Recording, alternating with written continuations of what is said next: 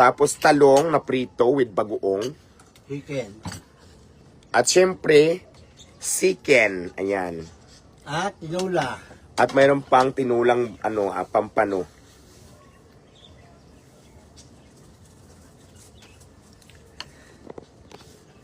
Ay, ito, tika lang. Mayroon akong basher dito, nanghihikayat pa siya. Bablock na lang kita kaysa manghikayat ka, wait lang.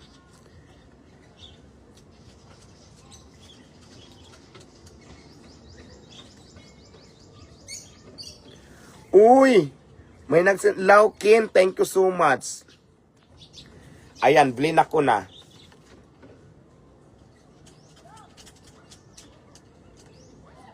Malagala, ito na naman yun. Yan, palod. Ayan, nablock ko na siya. Laukin, thank you sa blessing. Rodelyn Cramp.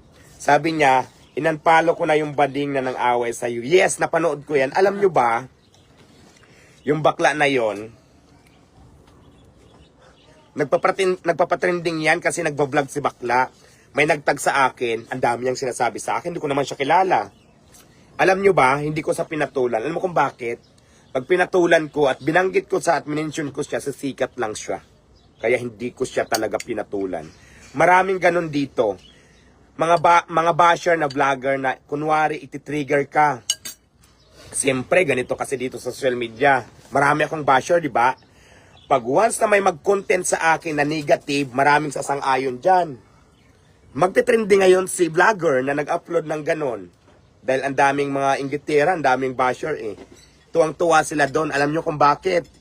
Kumita na siya, na-promote pa yung engagement niya, nagkaroon pa siya ng followers dito sa social media. Ganon ang social media. Kaya ako, as isang vlogger, pag may mga ganyan eksena na kumukontent sa akin, lalo na pag may trending akong video, hindi ko yan talaga pinapansin. No, alam ko na ang intention mo.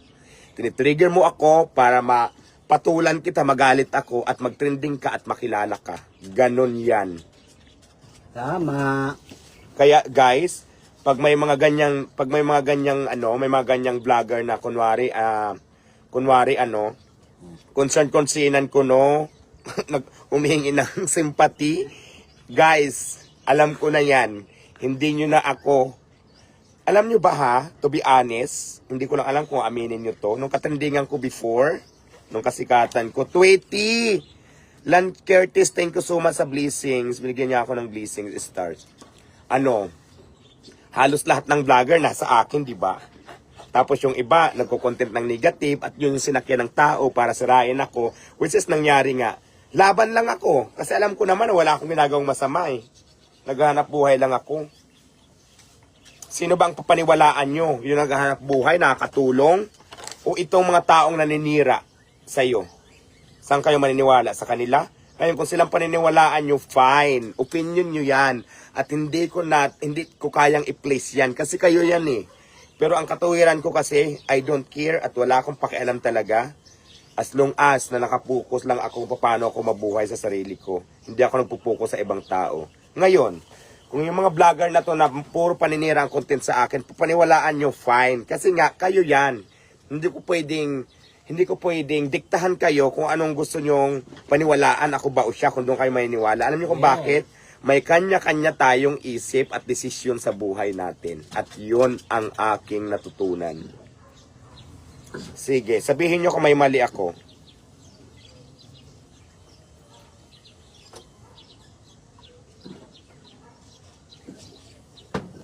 Shout out Nancy Kugon Paloliti.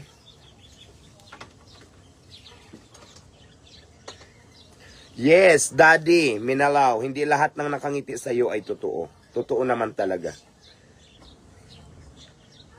Hindi lahat ng kaibigan mo ay kakampi mo. Tandaan nyo yan. Basher pala sila.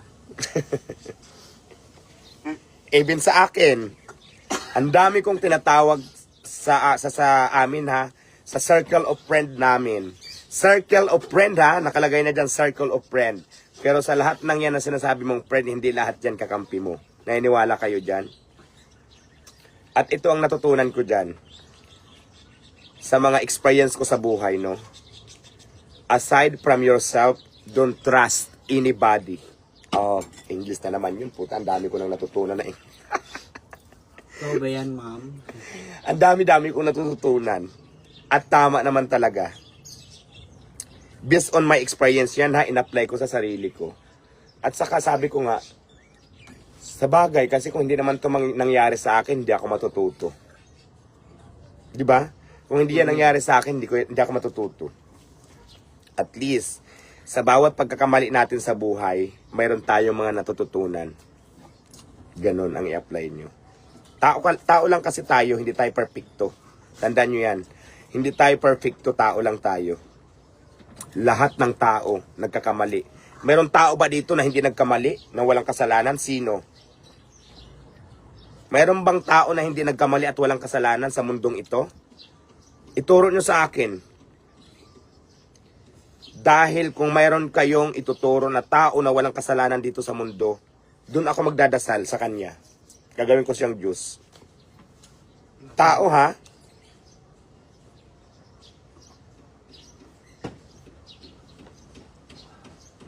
Uy, Francis! Sa Onders, thank you so much. Thank you. May nag-send siya ng 1,000 stars. Thank you so much. Sabi ko nga sa'yo, pagsubok lang yan. Lahat ng pagsubok, kaya nating lampasan yan. Kasi ang katuwiran ko, hindi ka bibigyan ng pagsubok ni God kung alam mong hindi mo kayang lampasan. Basta always magtiwala ka lang sa Kanya. Naniniwala ako dyan. Again, ulitin ko. Kahit ilang tao pa yan, kahit million of people pa na gusto kang hilain pababa para bumagsak ka. Pag ang Diyos naman sa taas, gusto kang itaas. Yung mga milyon tao na yan, wala yan magagawa sa nag-iisang Diyos. Agree ba kayo dyan? Kaya, kahit anong sabihin nyo dyan, social media, basher ko, lalong-lalo na, especially sa mga bashers, wala akong pakialam. Mamaya. As long as na wala akong ginagawang masama, gumagawa ako ng tama, naghahanap buhay ako para mabuhay ako, panindigan ko yan. Kaya bashers, yan ang sagot ko sa inyong lahat. Sana naintindihan nyo ako. Hindi ko gagawin na magmamakaawa ko sa inyo to the point sa stage ngayon na dumadaan tayo sa mga pagsubok. Ito pa rin ako. Sabi ko nga sa inyo, meron o wala, paninindigan ko kung sino ako at ano ako. Yun. At wala akong babaguhin sa sarili ko. Dahil alam kong wala akong ginagawang masama. Yun lang.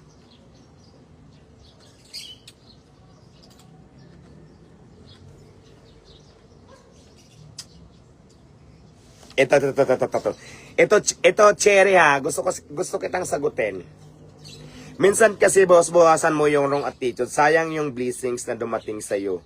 Nakasad lang, ba't kaya pang baguhin dyan sa in Jesus name. Gumamit ka pa ng Jesus name, tapos sinisisi mo ako. Nagbigay ka pa ng Diyos. Okay.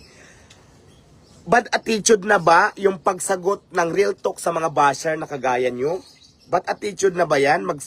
Ang gusto nyo ba mangyari, kayo lang yung manghusga sa akin, kanyang manglalait, tapos pag nagbigay ako ng opinion ko, ng sagot ko, bad attitude na, kaya bangan na? Wow!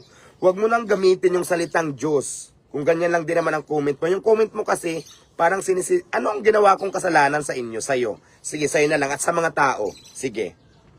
Tell me. Huwag ka nang gumamit ng Diyos kung ganyan lang din naman yung attitude mo. Sasabihin mo sa akin.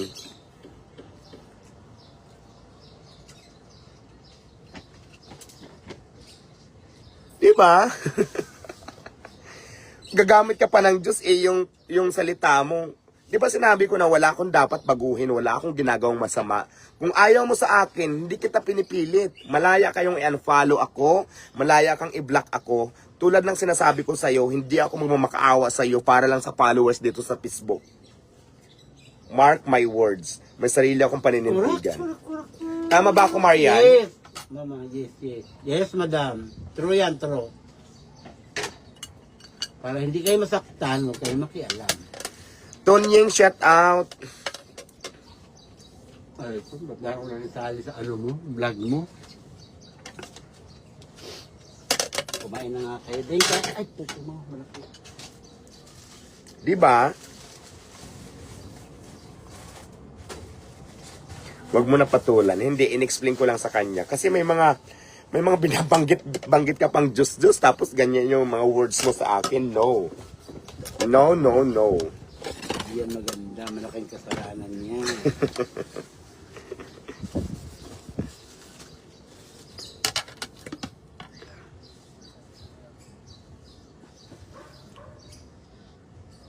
Di ba? Ngayon yung mga tinamaan sa mga sagot ko, mayabang, wow! Ang gusto nyo lang ba yung nilalait nyo lang ako, tapos pag ako ang nagsalita, hindi nyo rin kayang tanggapin? Ang mga pangribat mo lagi, mayabang, wow! Kung mayabang ako sa paningin mo, karapatan ko din to. Right? Hindi kita pinipilit na gustuhin mo ko. And that could be all. Yan ang... yan ang mga kasagutan ko sa lahat, in generalize na yan sa mga nagsasabi sa akin. Itutuloy ko yung buhay na nasimulan ko. Sabi ko nga sa iyo, dumadaan tayo ngayon sa stage ng pagsubok. Ito pa rin ako, wala pa rin mababago. Baka akala mo mag-iyak-iyak ako, magmakaawa ko sa iyo. No, hindi ko gagawin yan. Baka yun ang ini-expect mo. Sinabi ko na yan, mayroon o wala, ito pa rin ako, hindi ako magbabago.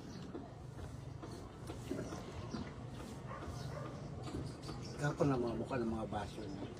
Yes, ang kapal ng pis ng mga basher. Akala mo naman may mga ambag talaga sa life.